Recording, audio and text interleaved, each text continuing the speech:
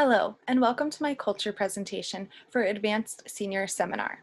My name is Victoria Cordero Hicks, and I will be discussing the culture of breast cancer. So first, I'm going to discuss ways to approach and communicate within this culture. So when interacting with someone with breast cancer, whether it be in the hospital or in the community, it's important to keep in mind that these patients can often be very sensitive, emotionally imbalanced, and can be agitated and anxious, especially in the acute care setting. This is because the fear of the unknown, compounded by the loss of control, disruption of daily life, emotional and sexual problems, financial hardship due to the cost of treatment and potentially being out of work, and just an overall change in their quality of life, has the potential to lead to extreme sadness and helplessness. Many breast cancer patients may appear extremely resilient and can be very social and open and willing to discuss how breast cancer has impacted their daily lives. However, keep in mind that breast cancer patients, especially survivors, may feel a social expectation to present themselves in a feminine way and also be positive and upbeat all the time, despite the pain and suffering they endure or have endured as a result of being ill. It's interesting. I found a study in which researchers analyzed the perception of women with breast cancer and their communication needs. They discovered that the two most important aspects of communication to breast cancer patients are trust building and facilitating empathy. In addition, the participants also identified 5 subcategories of items that are also important to them, which are trust building with the therapist or the care provider, crying out to be heard, seeking a soothing presence, sharing knowledge, and finding supportive peers. So next we're going to discuss family issues and roles and how this affects breast cancer patients. So breast cancer is an extremely personal disease, but it affects the whole family and anybody involved in interacting with the patient. The reality of a breast cancer diagnosis, treatment, and recovery most certainly changes the family dynamic, leading to a need for flexibility of all family members as well as the patient. This is because the woman is not always, but typically the one who does many of the domestic tasks while also working a full-time job and helping to raise children. Many patients may also have support from their family members to fill in those gaps and can meet the cost of treatment with insurance and personal savings. However, others may need to take more drastic measures, such as taking out high interest personal loans or selling their homes to cover the cost of care, which is definitely going to have a ripple effect on the entire family. Overall, though, families are a huge priority and play a major role in the support and positive outcomes of caring for and living with someone with breast cancer. In my experience with breast cancer patients, they still try and take on as much as they can or did before. One of my patients was a 75-year-old female who just had a right mastectomy and stated that her daughter, who was at bedside, will always be her baby girl, and that she, the mother, will always do anything she can to help her daughter. So to me, this demonstrates the resiliency and commitment to family roles that many breast cancer patients value and continue to uphold. Next, we'll discuss the influence of ethnicity on breast cancer. So as you can see here in this chart, I'll go into a little bit more detail. Breast cancer is more common in white women compared to Hispanic or African American or Asian women. However, African American women are more likely to develop an aggressive and more deadlier form of breast cancer, known as triple negative breast cancer, and are more likely to die as a result of breast cancer than any other race. As you can see on the figure on the right, the light pink indicates the incidence rate and the dark pink is the mortality rate. You can see that the incidence rate is higher in non-Hispanic white women, but the mortality rate is higher in non-Hispanic Black women. Triple negative breast cancer is associated with a poor prognosis, especially among Black women. This is a breast cancer that is estrogen receptor negative, progesterone receptor negative, and HER2 negative. Why is this the case though?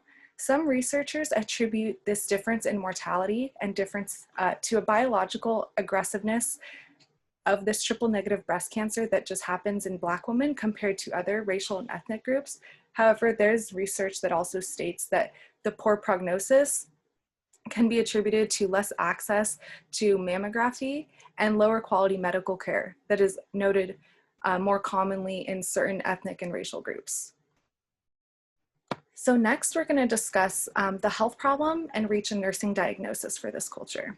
So the health problem is that breast cancer can affect multiple systems, including blood vessels, lymph vessels and nodes, nerves, fibrous connective tissue and ligaments, and the mental well-being and the overall psychological aspect of each patient. So I've come up with 2 nursing diagnoses for what I have seen in my clinical experience during preceptorship. So what I've seen in the pre-op area is really more psychosocial. These patients exhibit a lot of anxiety related to fear of the removal of that abnormal breast tissue, excuse me, evidenced by apprehension in that pre-op area, or verbal reports of anxiety, fear, worry of the procedure, or just visible uncertainty. When I was in the post-op observation unit, we got a lot of post-breast surgeries, and these patients exhibit a lot of acute pain related to the removal of that breast tissue, evidenced by reports of moderate to severe pain rated from 7 to 10, evidence of grimacing or guarding. Other NANDAs that we can also consider are risk for low self-esteem, risk for disturbed body image, risk for sexual dysfunction, and also deficient knowledge regarding the diagnosis, the prognosis, and their treatment options. It can be a lot to take in, and it can kind of go over a patient's head if they're not familiar with this, or if the care providers are in a rush and don't go into digestible detail for the patient to absorb. So next we're gonna discuss how breast cancer is influenced and related to spiritual beliefs. So in some research done specifically on women with breast cancer, it has been shown that spirituality and prayer has been associated with less depression and a more positive sense of well-being. Research has also shown that spiritual coping may be one of the most powerful ways people draw on their own resource to deal with a serious illness. A high level of spirituality in seriously ill people is also linked to lower level of anxieties about death. In an analysis of 43 studies on people with advanced cancer, discovered that people who reported spiritual well-being were able to cope better with their illness and find meaning in their experience. So next, I'm just going to go into a little bit of detail on what I knew before caring for a breast cancer patient and compared to now after I've cared for several breast cancer patients. Before, I was very unaware of how strong a community there is within this culture. I had very limited interactions with breast cancer patients. I don't think I ever had taken care of one during nursing school, and I honestly was not sure how to approach these women. After doing my research on this cultural project and interacting with them during clinical, I learned you just want to approach these patients as you would any other patient with kindness and compassion, but also do not come off as rushed or task-oriented, because these patients are already very anxious and nervous, and it's our job to kind of provide that calming, soothing environment that's just going to help them relax more. I also learned there's many different types of breast cancer. You also don't necessarily need to have a family history to develop breast cancer, which was pretty shocking to me. Each patient is very different. Some are anxious and nervous, and others are very stoic about their fear. So it's important to tailor my nursing care to each patient because everybody's different. Many of these breast cancer patients are go-getters, and they're not willing to let anything stop them. And I also learned that I still have a lot to learn. There's a whole big aspect to this. So I'm very lucky to be exposed to this, and I really enjoyed this project. So to keep it moving, here's a pretty cool statistic. Breast cancer survivors who eat diets high in fruits and vegetables, whole grains, chicken and fish tend to live longer than those who eat diets that are more refined in sugars, fats, red meats, such as beef, pork, and lamb, and other processed meats like bacon, sausage, lunch meats, or hot dogs. So that's important to note as we kind of move into nutrition and foods that may impact patients that are in the breast cancer culture. Research shows that dietary factors can be responsible for 30 to 40% of cancers. So it's important that we educate our patients to eat a variety of fruits and vegetables, including salad, foods that are high and rich in fiber, excuse me, such as whole grains, beans, and legumes. Low fat and dairy products, soybean products, foods rich in vitamin D and other vitamins, foods, particularly spices like turmeric that have anti-inflammatory properties, and mainly plant-based foods that are high in antioxidants. We can also direct our patients towards the Mediterranean diet, which really emphasizes fresh fruits, veggies, and healthful oils. Also, a healthy Southern diet, which is pretty much healthy soul foods like cooked greens and legumes and sweet potatoes, are also going to be really beneficial for anybody to eat. So we want to really promote that for our patients. Next, I'm going to go into the nursing management of a patient of the breast cancer culture. So patients put a really high value on the need for effective communication from nurses in order to build and maintain that trust and keep that high level of ethical standards that is associated with our nursing profession. So per the rubric, it asked how our plan of care had to change based on this culture. So in the pre-op area, we have several different pre-op patients, but when we get a pre-breast patient, they do need that care because they are very anxious. And our original plan of care, a patient was coming in for a guided wire lumpectomy with a lymph node biopsy. The changes to the plan of care were because the patient reported chest tightness radiating to her jaw and also shortness of breath. The patient was also exhibiting a lot of anxiety and just concern about the procedure beforehand. When the anesthesiologist came in and she explained to him how she was feeling with the chest tightness, he immediately called off the surgery and wanted to send the patient to the ED to get a full cardiac workup, including an EKG and cardiac enzymes to see if she was having myocardial infarction. So the patient was very upset by this change in care, the change of the plan. So as nurses, it's our job to be very flexible and advocate and communicate for these patients and to these patients. So as the RN, we must provide clear and accurate information to our patients in a timely and safe manner in order to maintain that trust. And we also need to inform the patient that calling off the surgery is in the best nature for her safety. And although she may be upset by it, it is ultimately the best thing for us to do. And we have to be there for her in that transition.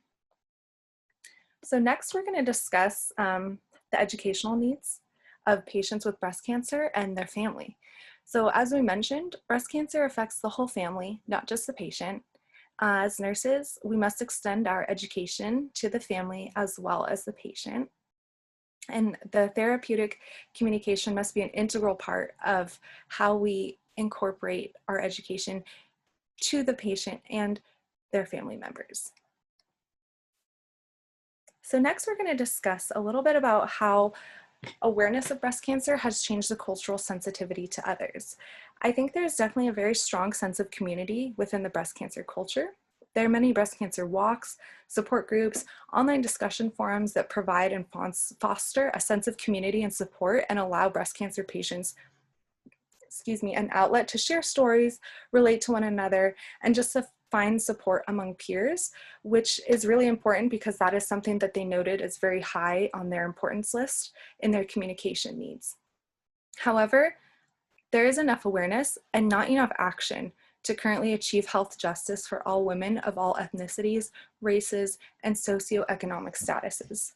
There's also an evident culture of consumerism associated with the pink ribbon movement. You can basically find anything in pink that is supposedly going to support breast cancer research and simultaneously spread awareness. But despite all the awareness and all the money raised, breast cancer remains an urgent public health crisis and a critical social justice issue. So how am I going to integrate this knowledge and what I've learned and my experience into my future and personal nursing practice?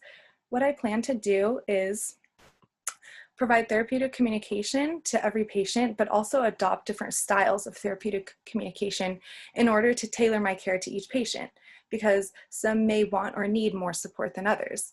Also, I plan to provide a safe space that allows women to express their emotions without judgment or expectation to uphold a certain image, because they're truly going through a lot, they're healing, they should not be subjected to any standard. They should just be who they are, how they are, and be allowed to heal in their own way. I also plan to be encouraging and provide hope without offering false reassurance, and really create a positive environment, again, to promote healing. I plan to educate family members involved on ways they can support their loved one with breast cancer, and also ways that they themselves can prevent caregiver burnout, because that's really important, as we mentioned, that breast cancer affects the whole family, and we need to provide support for each family member involved so that the whole family as a unit can thrive during this difficult time. I also plan not to do any blood pressure readings, injections, or venipunctures on the side, excuse me, of the mastectomy. And I plan to monitor for any signs and symptoms of lymphedema or edema after axillary removal, especially in that post-op area. So that is basically it for the culture of breast cancer. I hope you enjoyed this presentation and I hope you learned something new. Thank you so much for tuning in, and these are my references. Thank you.